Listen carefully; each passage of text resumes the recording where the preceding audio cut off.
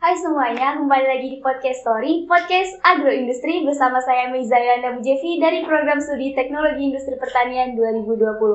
Nah, pada episode kali ini kita dibersamai oleh narasumber yang sangat luar biasa.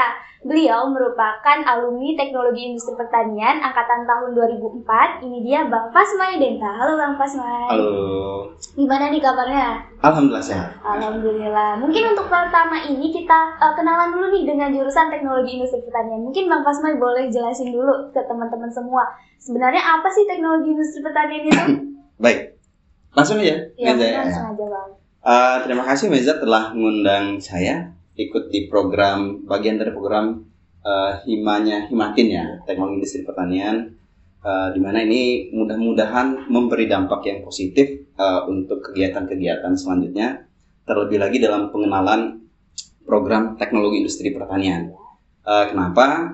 Karena program Teknologi Industri Pertanian itu sendiri tidak semua kampus punya gitu, ada. Di Indonesia itu hanya beberapa kampus ya yang punya teknologi industri pertanian itu.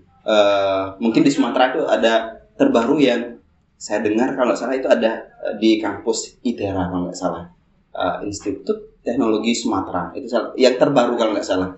Kalau kita udah dari tahun 1998 tahun 1998 artinya udah berapa angkatan banyak. Nah, yang pertama saya juga alumni dari Teknologi Industri Pertanian masuk tahun 2004. Kemudian perjalanan waktu ya selesai di tahun 2009. Artinya udah lumayan cukup lama. Sedikit kita perkenalkan dulu teknologi industri pertanian itu apa sih gitu kan. Kemudian progresnya ke depan itu bagaimana gitu kan. Sementara kita sendiri itu udah bagian dari teknologi industri pertanian dan sekarang sudah melanglang buana kemana-mana, berkat dalam artian background kita alumni teknologi industri pertanian. Nah, TIP tersendiri itu sebenarnya tidak jauh-jauh dari ruang lingkup. Ada tiga topik besar yang dibahas di TIP itu sebenarnya. Yang pertama itu rekayasa proses. Itu sebenarnya aktivitas inti dari teknologi industri pertanian. Yang kedua itu manajemen produksi. Artinya yang pertama satu rekayasa proses dalam artian ya berbagai macam yang namanya rekayasa proses itu ya. Karena kita teknologi pertanian itu bukan mengolah bahan baku pertanian, tetapi teknologi pertanian itu adalah lanjutan atau hilirisasi dari produk pertanian itu sendiri. Mau dikemanain dan mau diapain gitu kan, sesuai dengan kebutuhan dan tuntutan zaman pada saat ini. Nah, dan yang ketiga itu pengelolaan lingkungan. Artinya ada tiga kategori besar di dalam teknologi pertanian itu yang tidak bisa kita pisahkan. Pertama, rekayasa proses, apakah nanti hilirnya itu produk ataukah yang lain-lainnya gitu kan. Dan yang kedua itu manajemen produksi kah, kemudian yang lain. Tetapi pada poin dasarnya itu adalah manajemen. Sehingga kita di mata kuliah kita itu pasti ada yang namanya manajemen operasional gitu. Kemudian manajemen sumber daya manusia, MSDM gitu kan, manajemen pemasaran gitu. Karena kita punya semua. Dan yang ketiga pengelolaan lingkungan. Nah, pengelolaan lingkungan ini sendiri itu terkait di semua lini. Baik nanti pengelolaan lingkungan itu terkait, kita kan sangat erat juga hubungannya dengan pendirian pabrik gitu loh ya. Jadi pendirian pabrik itu harus ada analisis dampak. Kita mengenal dengan AMDAL ya, analisis dampak lingkungan. Nah, kita bisa ngambil bagian dari situ. Nah, pengalaman waktu saya masih kuliah dulu itu pernah tuh menjadi bagian dari konsultan penanganan lingkungan untuk beberapa tambang batu bara di Bengkulu Utara. Nah, yang di situ kita merekomendasi apakah lingkungan setempat itu berdampak atau tidak dari aktivitas penambangan batu bara. Jadi kita bisa terjun dari konsultan di bidang hidrososioflora fauna gitu loh. Nah, kita bisa terjun situ. Nah, itu poin besar teknologi industri pertanian itu sendiri. Oke, nah ya. Jadi itu tadi ya teman-teman udah Bang Fasmai jelaskan tentang sebenarnya apa sih teknologi industri pertanian itu. Nah, mungkin tentang selanjutnya nih Bang. Yeah. Kan kemarin itu teknologi industri pertanian ini merupakan program studi yang bisa dikatakan paling banyak menyumbangkan atau mengirimkan wisudawan dan wisudawatinya dalam wisuda periode ke-99. Nah, mungkin Bang prospek kerja teknologi industri pertanian ini ke depannya seperti apa? Oke, bagi baik. fresh graduate gitu Bang. Iya, iya. Bersyukur ya kita angkatan 99 yang kemarin sudah itu 99. Menyumbang salah satu wisudawan atau wisudawati terbanyak lah, khususnya untuk di Fakultas Pertanian. Mudah-mudahan juga bagian dari universitas secara umumnya. Jadi rekan-rekan sekalian, seperti yang sudah saya sampaikan tadi bahwa kita 3 kelompok besar tadi itu udah cukup membekali kita mau kemana sih arah ke depan. Nah, karena sebelum proses wisuda, seremoni wisuda kemarin, saya kan juga diundang sama pihak jurusan untuk memberikan pembekalan pada calon wisudawan wisudawati waktu itu di gedung PKM ya kalau nggak salah di situ. Yang jelas secara detail saya sampaikan di situ, tapi sekarang kita ulas kembali.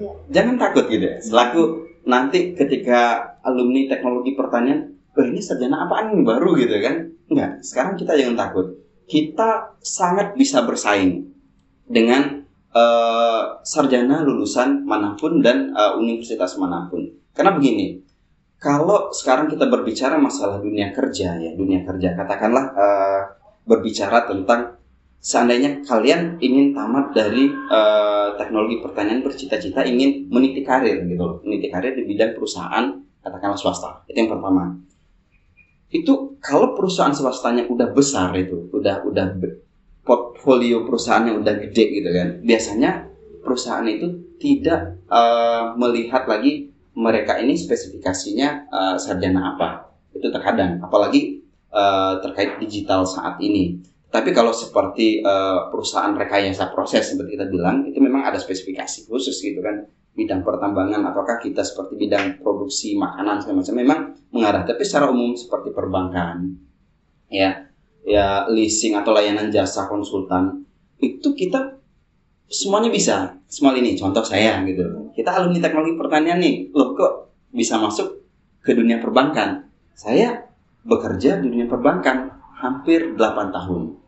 Kita teknologi pertanian, tetapi di sisi lain dengan begitu banyaknya ragam mata kuliah yang kita miliki di ketika kita di kampus, kita bisa menjadi seorang profesional atau seorang expert di bidang kita masing-masing. Dan pengalaman saya sendiri juga gini, Mbak. Ketika sudah di dalam dunia perbankan, kok bisa masuk? Ya bisa lah, karena TIP juga belajar manajemen pemasaran, manajemen operasional, analisa sistem, kita belajar semua. Dan itu di perusahaan-perusahaan itu dipelajari juga. Nah, jadi setiap lini itu kita masuk, apalagi kalau memang tujuan kita mau ASN gitu ya, atau pegawai negeri ya, istilah pegawai negeri, itu sangat memungkinkan karena nanti ada lowongan-lowongan tertentu. Tapi saya menyarankan begini, ketika kita masih kuliah ini loh, gitu kan tantangan dunia kerja masih sangat kuat ya sekarang, persaingan sangat kuat. Saya ingin menyampaikan begini, fokuslah dalam menekuni bidang kita saat ini. Karena jangan sampai nanti kita bergantung pada orang lain atau perusahaan manapun atau pemerintah gitu. Kalau kita ingin terjun ke dunia perusahaan atau ASN segala macam, kita kan bersaing dulu tuh, harus mengalahkan siapa-siapa gitu kan. Tapi kalau kita bisa menjadi seorang profesional atau expert di bidang kita, itu sangat bisa. Kita bisa buka usaha sendiri, terjun di dunia entrepreneur. Makanya saya agak concern juga merangkul adik-adik saat ini di mahasiswa baru itu membangun atau bikin kelas bisnis mahasiswa terkhusus untuk anak-anak teknologi pertanian. Tujuannya itu nanti biar setelah tamat kita bisa terjun ke dunia wirausaha di bidang apapun, di bidang jasa boleh, kemudian di bidang produk boleh, apapun boleh gitu. Itu ya. Jadi seperti tadi ya teman-teman, tentang peluang kerja dari teknologi industri pertanian sendiri. Tadi kan udah disinggung nih sama Bang Pasnai tentang gimana sih cara kita buat jadi expert gitu, tentang mengembangkan potensi diri kita biar bisa ngembangin usaha sendiri. Nah, Bang Pasnai ini teman-teman merupakan orang yang punya usaha sendiri, punya CV Mago Prima Perkasa ya Bang ya. Betul. Mungkin boleh diceritain dulu nih ke teman-teman semua tentang gimana sih Abang waktu pertama kali merintis usaha tersebut hingga bisa sampai sekarang gitu Bang. Oke, baik. Kalau diceritain dari awal panjangnya, coba kita ambil yang Mungkin boleh disingkatkan ya, kan keterbatasan waktu juga. Yang pertama, saya sendiri setelah tamat itu kan langsung kerja ke dunia perbankan. Concern saya waktu itu di bidang pengembangan sumber daya manusia di perbankan itu, dan lebih ke nasabahnya, pemberdayaan nasabah mikro. Jadi saya waktu itu di perbankan itu lamanya di divisi itu, di divisi khusus untuk memberikan edukasi kepada nasabah atau nasabah bank, bagaimana mereka itu mampu memanajemen usaha mereka dengan baik sehingga jangan sampai terjadi macet di perbankan, itu kan susah bayar gitu kan, kemudian usahanya bisa tumbuh dan berkembang.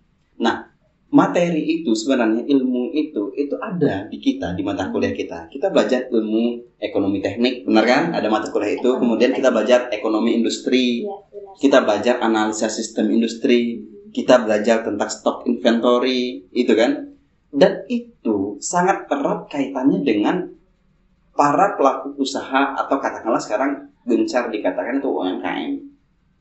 Mereka nggak kenal yang manajemen itu, mereka nggak kenal manajemen ekonomi industri, ekonomi teknik. Mereka nggak kenal dengan, bukan semuanya ya, sebagian. Mereka nggak kenal dengan biaya tetap, biaya variable cost, fixed cost. Sementara kita punya ilmu itu loh, gitu lah. Kita ilmu itu. Jadi waktu itu saya melihat dalam artian gini, bagaimana seandainya suatu saat kita bisa mengembangkan ilmu dari perbankan ini, tetapi tidak di perbankan lagi, gitu kan. Akhirnya saya memutuskan 2017 saya resign dari perbankan. Saya resign dengan segala macam pertimbangan gitu ya. Dengan segala macam pertimbangan, termasuk saya memang kekeh ingin mencoba membangun usaha sendiri. Karena waktu pertimbangannya ya kapan lagi kalau nggak sekarang gitu kan. Alhamdulillah saya baru buka itu tahun 2021 ya. Jadi sekarang itu sering mendampingi para pelaku UMKM, bagaimana pemasaran mereka, kemudian bagaimana manajemen sumber daya mereka. Jadi saya lebih bergerak di bidang micro business development. Nah, gitu. Ini jadi usaha baru. Untuk adik-adik nanti boleh bergerak di bidang itu juga gitu loh. Oke. Mungkin itu tadi cerita tentang Bang Pasmay, bagaimana ngerintis usahanya. Nah, Bang, mungkin kan gini, Bang. Selain merintis usaha sendiri, tadi kan Abang kan juga berpengalaman di perbankan kan, Bang? Yeah, nah, mungkin betul. Ada nggak sih, Bang, tips and triknya gitu, Bang, tentang gimana sih bisa lolos gitu di dunia kerja yang mungkin kan perbankan itu sendiri kan bukan di ruang lingkup teknologi industri pertanian mungkin, Bang? Iya, betul. Nggak ada kaitannya, tapi tuh orang nggak akan ngira gitu kalau misal lulusan teknologi industri pertanian juga bisa menjadi seorang perbankan gitu. Iya. Gini, Meza dan kawan-kawan, perbankan itu tidak melulu tentang menghitung uangnya gitu ya. Kalau kita kenal dunia perbankan itu bagian depannya aja kan, frontlinernya gitu. Dalam artian di situ ada buku, ada komputer, kemudian ada uang masuk gitu, ada mau narik semacam. Tentang yang ini, tentang perbankan, nanti saya akan ada program yang namanya literasi keuangan khusus untuk mahasiswa teknologi pertanian. Itu bekerja sama dengan Bank BTPN. Nanti kita atur jadwalnya, itu masih dalam proses. Itu saya ceritakan detail di situ ya. Tapi di sini saya pengen, kenapa kok bisa? Ya bisa, kan? Karena perusahaan sendiri membuka lowongan untuk semua jurusan. Makanya saya bilang tadi, dulu kita boleh nyebut nama ya di sini ya. Saya dulu di Bank BTPN, Bank Tabungan Pensiunan Nasional, yang itu sekarang saham terbesarnya itu SMBC. Jadi perusahaan kalau udah besar seperti itu, dia buka untuk semua jurusan biasanya. Terlebih untuk yang posisi umum. Saya apakah canggung di situ, walaupun kita alumni teknologi pertanian? Enggak, karena mata kuliah kita sebagian sudah mengarahkan ke situ kan. Karena bagian tadi kita ada manajemen kan. Nah, manajemen masuk di situ. Jadi dalam artian di situ kita tidak asing dengan manajemen perbankan, karena itu tadi di perbankan itu sendiri tidak hanya tentang menghitung uang, tapi bagaimana mengelola manusia di perbankannya itu. Karena posisi saya terakhir di perbankan itu area business support sales. Jadi saya mensupervisi kurang lebih 22 orang marketing. Jadi di undernya kita itu ada sekitar 22 orang seprovinsi Bengkulu. Waktu itu cabangnya ada 10 cabang ya, 10 cabang. Masing-masing cabang itu kurang lebih ada yang 6 marketing atau sales, ada yang 5. Nah, itu kontrolnya itu kita. Nah, di kita TIP belajar tentang manajemen personalia. Benar nggak? Ada mata kuliah itu kan? Itu diajarkan. Yuk, ketika kita di perbankan, selain kita di training lagi, dasar kita sudah ada di situ. Jadi makanya teknologi pertanian itu bukan hanya berbicara tentang rekayasa produk, tetapi berbicara tentang manajemen produksi. Yang perlu kita garis bawahi adalah manajemen produksi itu tidak melulu tentang produk. Produksi itu tidak melulu tentang produk ini ya. Jasa itu juga produk. Nah, artinya mengelola manusia itu kita berkaitan dengan jasa. Nah itu loh. Jadi kita sangat bisa terjun di situ. Oke, nah jadi teman-teman seperti cerita dari Bang Pasmai tadi, ternyata mata kuliah yang sedang kita ambil saat ini seperti mempesona atau ekonomi teknik atau seperti statistika mungkin, nah itu sangat berguna sekali di dunia pekerjaan, terutama yang bukan jalur teknologi industri pertanian, nggak melulu tentang PT-PT tadi yang betul ya, sekali. Bisa jadi ke perbankan gitu. Nah untuk terakhir nih Bang, pertanyaannya, menurut Abang nih gimana baiknya? Enak kerja di bawah perusahaan-perusahaan atau membuka usaha sendiri seperti yang Abang lakukan saat ini? Oke. Ini kita keterbatasan waktu, betul-betul saya coba pilah ya. Saya pilah dan pilih kata-kata yang tepat, jangan sampai nanti ada yang nggak enak ya. Kemudian juga ingin memotivasi adik-adik lah. Yang pertama, di dunia perbankan ada salah satu perbankan itu sekarang itu nggak boleh saya sebut namanya, mengeluarkan statement gini loh. Dia kekurangan karyawan. Kenapa? Karena hampir berapa persen karyawannya itu resign, keluar. Nah, keluar karena karyawannya itu membuka usaha sendiri. Ya, kita bukan berbicara tentang bagaimana perusahaan itu melakukan manajemennya. Yang betul pertama. Yang kedua, saya juga pernah dengar tuh salah satu manajer produksinya otomotif, motor gitu kan, juga resign tuh, buka usaha kopi yang gajinya mungkin udah puluhan juta atau ratusan juta sebulan. Enak mana gitu kan? Kalau mau nyari zona nyaman, pasti kita enak yang sudah nyaman kerjaannya. Pasti manajemennya udah ada, bosnya udah ada, kantornya pasti enak kerja. Kalau di dunia itu ya, kalau dunia itu kita pilih. Tetapi kita mungkin agak terbatas dalam mendevelop diri kita. Tapi kalau kita buka usaha sendiri, apakah enak? Enggak juga.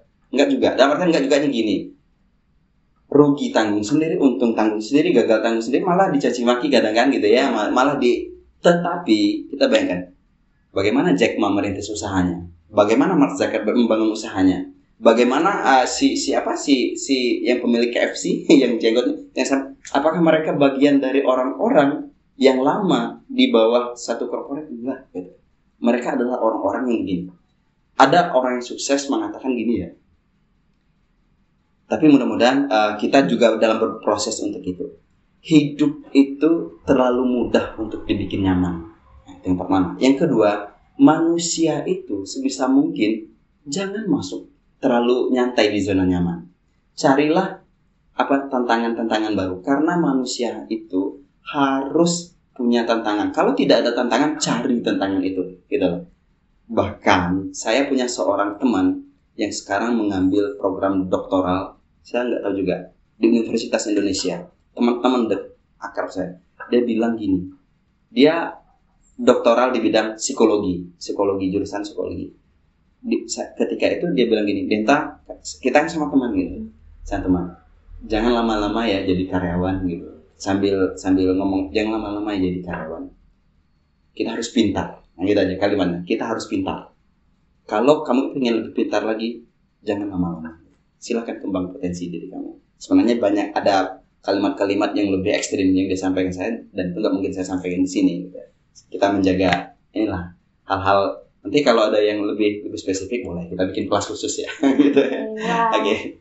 Ya. Wah, luar biasa sekali materi dari Bang Pasmaidenta ini. Nah, mungkin teman-teman karena keterbatasan waktu, nah podcast kita kali ini cukup sampai sini dulu. Nanti kalau teman-teman masih mau tanya-tanya lebih lanjut, mungkin boleh hubungi Bang Denta di Instagramnya Pasmaidenta. Nah, di Instagramnya Bang Denta langsung boleh, atau di kolom komentar juga boleh, karena nanti akan kita sampaikan dan insya Allah akan dijawab melalui Instastory-nya Himatin. Ya. Nah, teman-teman, sekian dulu episode podcast story kali ini. Sampai ketemu di podcast story selanjutnya. Dan bagi teman-teman yang punya siapa sih narasumber yang akan kita undang selanjutnya, boleh langsung tulis di kolom komentar atau langsung di DM. Oke, sekian. Terima kasih.